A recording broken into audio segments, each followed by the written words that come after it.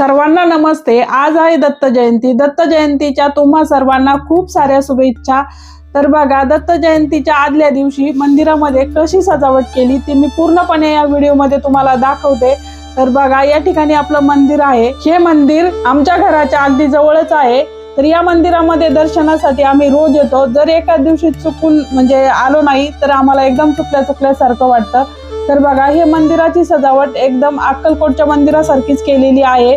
तर या ठिकाणी बघा, सर्व फुलांची सजावट आहे। मंडप टाकलेला आहे। तर फुलांमध्येच बघा, या ठिकाणी श्री गुरुदत्त हे नाव पण फुलांनीच तयार केलेलं आहे। तर अशी चारही बाजूनी मंदिराच्या खूप छान अशी सजावट केलेली आहे। या ठिकाणी औदुंबरचं झाड आहे। तर औदुंबरच्या झाडाची सुद्धा खूप छान सजावट केलेली आहे। तर या पद्धतीने बघा, अशी सर्व औदुंबराच्या झाडाला सुद्धा अशा माळा गुंडाळून घेतलेल्या आहेत आणि या ठिकाणी दिवा पण लावलाय। तर अशी एकदम सुंदर सजावट केलेली आहे। हे पूर्ण आहे ना, आदल्या दिवशीच त्यांनी तयारी केलेली आहे। हा मंदिराच्या गाभाऱ्याचा भाग आहे।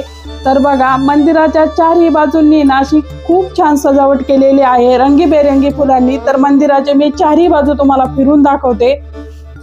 हे बघा, या ठिकाणी गालिच्याला जशी डिझाईन असते तशी डिझाईन केलेली आहे। पण हे पूर्णपणे ना फुलांपासूनच ही डिझाईन त्यांनी बनवलेली आहे। बघा, एकदम उत्कृष्ट दिसत आहे। तर खूपच छान मंदिर सजवलेलं आहे। या ठिकाणी बघा, फुलांपासून बनवलेली अजून एक सुंदर मी ना डिझाईन दाखवते तुम्हाला। तर बघा, या ठिकाणी ना फुलांपासूनच हे श्री दत्तांचा ना हे बनवलेलं आहे। त्यांनी फोटो बनवलेला आहे। छान फुलांपासूनच सर्व डेकोरेशन आहे ते। या ठिकाणी यांनी अजून एक प्रतिमा बनवलेली आहे स्वामी समर्थांची। बघा, फुलांपासूनच एकदम छान अशी प्रतिमा बनवलेली आहे। हा जो रोड तुम्हाला दिसत आहे हा आळंदी पुणे रोड आहे। तर याच रोडने माऊलींची पालखी पंढरपूरला जाते। तर हा पालखी मार्ग आहे। तर बघा, हे मंदिर ज्यांच्या प्रेरणेतून उभं राहिलं ते आहे हिरामण शंकर बाबा वाळके।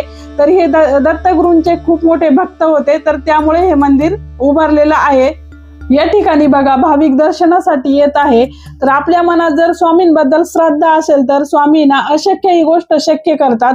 जर तुम्ही या रोडनी कधी जात असाल तर या मंदिराला अवश्य भेट द्या। धन्यवाद।